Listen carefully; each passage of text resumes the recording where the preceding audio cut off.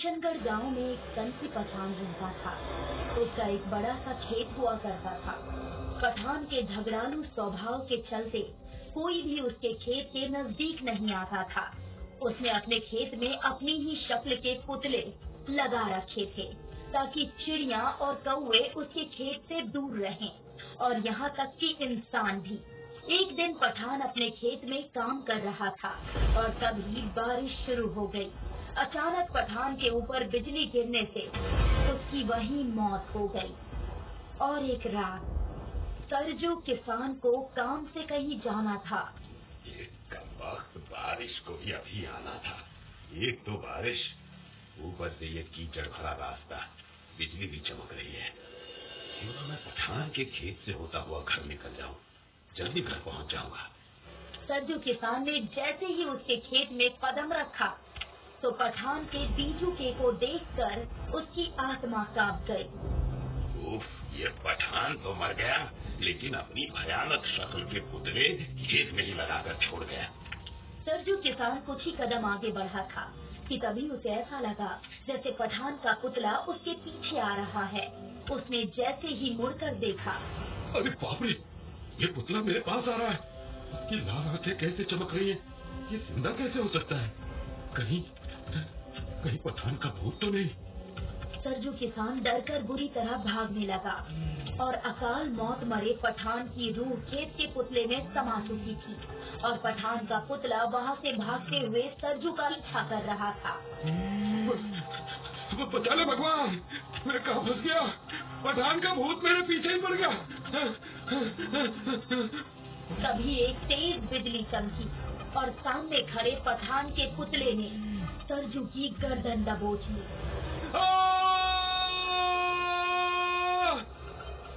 अगले दिन सरजू की लाश पठान के खेत में मिलने से पूरे गांव में दहशत फैल गई। कुछ दिन बाद गांव की एक शादी में दूसरे गांव के लोग आए हुए थे, जिनमें किशोर और विराज भी थे। विराज, खाना तो बड़ा स्वादिष्ट बना था। चल अब कहीं टहल कर आते हैं। हाँ यार, चलते हैं। इसी बहाने यहाँ के खेत भी देख लेंगे। विराज और किशोर कुछ ही दूर आगे बढ़े थे कि तभी एक ग्रामीण की आवाज सुनाई पड़ती है। ओ भैया, आप लोग रात के समय खेत की तरफ क्यों जा रहे हैं? इस गांव में नए हैं क्या? आपने सही पहचाना, हम यहाँ एक शादी में आए हैं और सुबह लौट जाएंगे। सोचा खाना खाकर जरा टहल आए। क्या आप लोगों को किसी ने नहीं बताया कि रात में खेतों की तरफ नहीं जाना है? पुतले का भूत तुम्हें मार डालेगा। नया देखकर बेवकूफ बना रहे हो क्या? जाओ भाई, अपना काम करो। हम लोग भूत प्रेत से नहीं डरते। मेरा काम था तुम्हें समझाना। तुम्हें मरना है तो मरो, मुझे क्या। विराज और किशोर उस गांव वाले की बात को मजाक में उड़ा देते हैं और खेत की तरफ आगे बढ़ जाते हैं। कितने बेवकूफ लोग होते हैं, खुद भी डरते हैं और दूसरों को भी डराते हैं। भूत जैसा कुछ नहीं होता। हाँ यार, मैंने भी आज तक भूत नहीं देखा है, सब कहने की बातें हैं।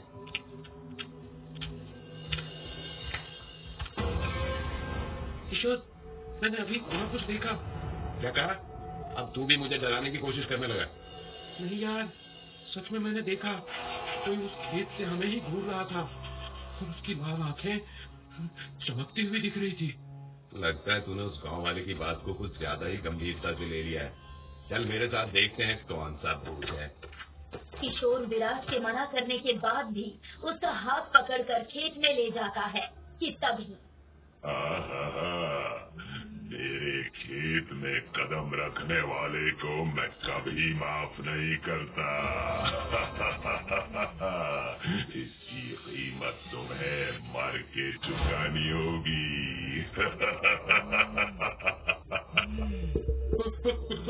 भूत! पुतला कैसे बोल सकता है? भाग विराज, क्या सच में भूत है? पठान के पुतले का खौफनाक रूप देखकर दोनों का कलेजा कांप उठा और वो दोनों भागने लगे और एक दूसरे से अलग हो गए। अरे विराज कहाँ रह गया? मैं इन सूखी और बड़ी झाड़ियों में छुप जाता हूँ, वो भूत मुझे देख नहीं पाएगा। तभी किशोर को सूखी झाड़ियों पर चलने की आहट अपने करीब आती सुनाई देती है। क्या है जो मेरे पास आ रहा है? दूर विराज होगा। जैसे ही किशोर ने झाड़ियों से झांक कर देखा, पठान का खौफनाक पुतला सामने खड़ा हुआ था। बचाओ, कोई बचाओ, ये मुझे मार देगा। अगले ही पल किशोर का कटा हुआ सिर पठान के पुतले के हाथों में था। दूर झाड़ियों में छिपे विराज ने किशोर की दर्दनाक चीख सुनी और अपनी जगह सांस रोके बैठा रहा। हमारी मत मारी गई थी, जो गाँव वाले की बात नहीं मानी। लगता है किशोर उस शैतान के हाथों मारा गया।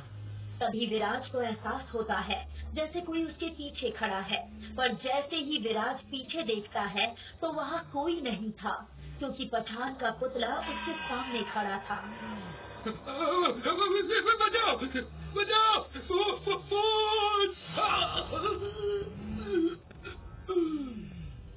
विराज भी पठान के पुतले के हाथों बलि चढ़ चुका था।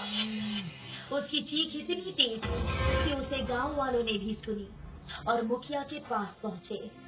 अब तो हद हो गई मुखिया जी, आए दिन लोग उस पठान के भूत के हाथों मारे जा रहे हैं। आज तो उसने गांव में बाहर से आए लोगों को भी मार डाला। वो एक दुष्ट आत्मा है जो जीते जी अपने खेतों में किसी को कदम नहीं रखने देता था, और अब मरने के बाद भी लोगों की जान ले रहा है। चलो सब मेरे साथ। पर मुखिया जी, आप क्या करने वाले हैं? सब लोग अपने हाथों में जलती हुई मशाल उठा लो। जब तक इस पठान का खेत है और उसके पुतले हैं, उसकी आत्मा यहीं भटकती रहेगी। आपने सही कहा मुखिया जी, उसके खेत ही जला डालेंगे और साथ में उसके पुतले को भी। हाँ हाँ, चलो चलो। कुछ ही देर में सारे गांव वाले हाथों में जलती हुई मशाल लेकर पठान के खेत को घेर लेते हैं और उसमें आग लगा देते हैं। जलते हुए पुतले की भयानक आवाज से आसमान भी थर्रा उठता है। गाँव वालों ने मेरे खेत को जलाया है, मैं तुम लोगों को कभी माफ नहीं करूंगा। मैं अपना बदला जरूर लूंगा।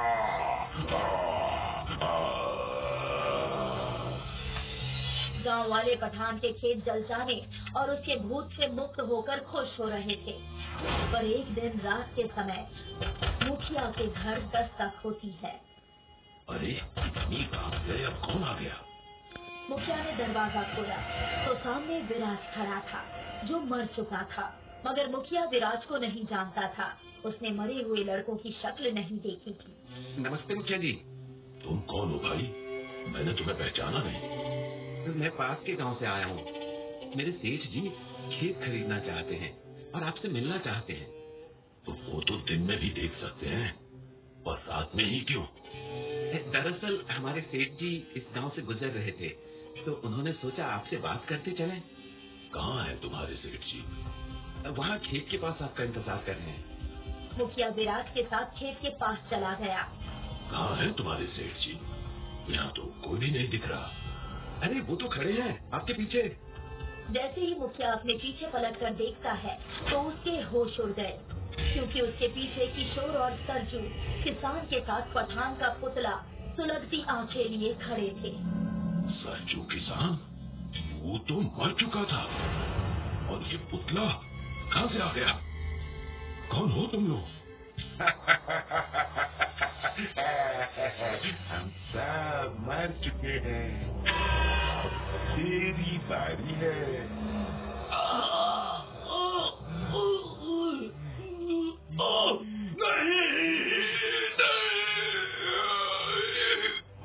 और मुखिया की दिल दहला देने वाली चीख चारों ओर गूंज गई।